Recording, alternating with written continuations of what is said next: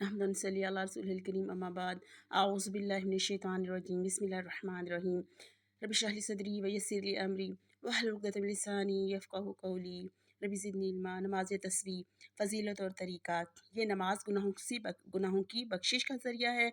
नबी अकरम सल्लल्लाहु अलैहि वसल्लम ने अपने चचा अब्बास बिन अपनी मतलब को ये बताया कि मैं आपको वो तरीका ना बताऊं कि जिससे आपके गुनाहों की माफ़ी का ज़रिया हो और आपके लिए तोहफ़ा हो और बेहतरीन 10 खसलतों में से खसलत हो कि आपके तुम्हारे आप ताकि आपके तमाम अगले पिछले नए पुराने जानबूझ कर किए गए तमाम छोटे बड़े पोशीदा गुनाह ज़ाहिर गुनाह माफ़ हो जाएं। तो आपके चचा हज़रत अब्बास बिन अब्दुल मुत्तलिब ने कहा कि क्यों नहीं, आप मुझे तोहफ़ा दें। और तोहफ़ा देना तो बहुत, तोहफ़ा लेना देना बहुत खुशकिस्मती की बात होती है। ये नमाज तस्बीह का तरीका ऐसे है कि 4 रकात की नफल नमाज की नियत की जाती है। 4 रकात नफल नमाज की नियत की जाती है। फिर पहली रकत में आप सल्लल्लाहु अलैहि वसल्लम से मसनून है कि आप सल्लल्लाहु अलैहि वसल्लम सूरतुल काफ़िरून पढ़ा करते थे और जब किरत से फारिग हो जाते तो क़याम ही की हालत में सबसे पहले सूरतुल फातिहा सना पढ़ते, तावुस तस्मिया और फिर पहली रकत में सूरतुल काफ़िरून पढ़ते और किरत से फारिग होने के बाद आप सुबहानल्लाहि वल्हम्दुलिल्लाहि वला इलाहा इल्लल्लाहु वल्लाहु अकबर ये आप 15 बार ये कलिमात आपसे पढ़ना मसनून है। उसके बाद फिर दूसरी रकत में आप सूरतुल फलक की किरत सूरतुल फातिहा के बाद सूरतुल फलक की किरत फरमाते और उसके सूरतुल और दूसरी रकत में और फिर तीसरी रकत में आप सल्लल्लाहु अलैहि वसल्लम सूरतुल नास सूरतुल फातिहा के बाद सूरतुल नास किरत फरमाते थे और चौथी रकत में आप सल्लल्लाहु अलैहि वसल्लम सूरतुल फातिहा के बाद सूरतुल इखलास किरत फरमाते थे।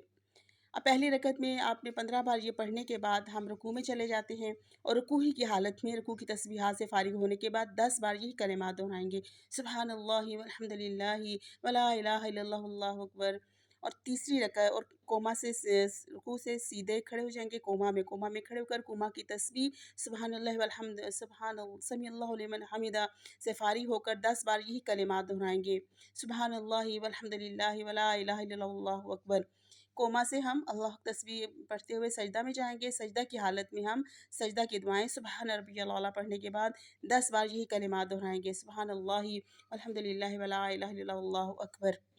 सजदा से हम फिर जलसा में आ जाएंगे। जलसा में आने के बाद हम जलसा में बैठकर 10 बार यही कलिमात दोहराएंगे, सुबहानल्लाहि वल्हम्दुलिल्लाहि वला इलाहा इल्लल्लाहु वल्लाहु अकबर। 10 बार ये कलिमात दोहराने के बाद दोबारा फिर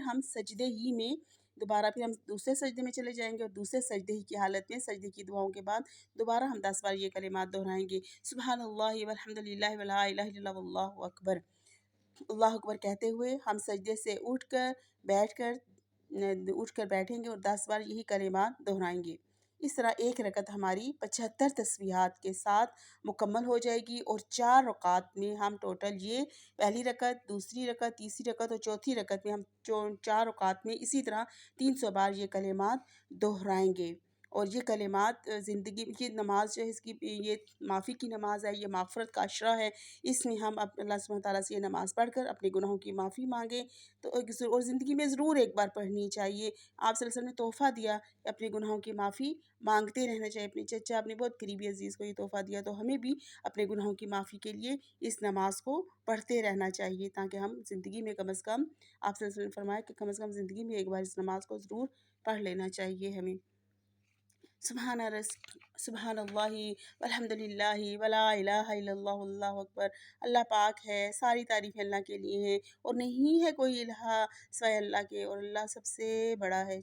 सुबहान रब्बिका रब्बिल इज़्ज़ति अम्मा यसिफ़ून, अस्सलामु अलल मुरसलीन वल्हम्दुलिल्लाहि रब्बिल आलमीन। अस्सलामु अलैकुम व रहमतुल्लाह।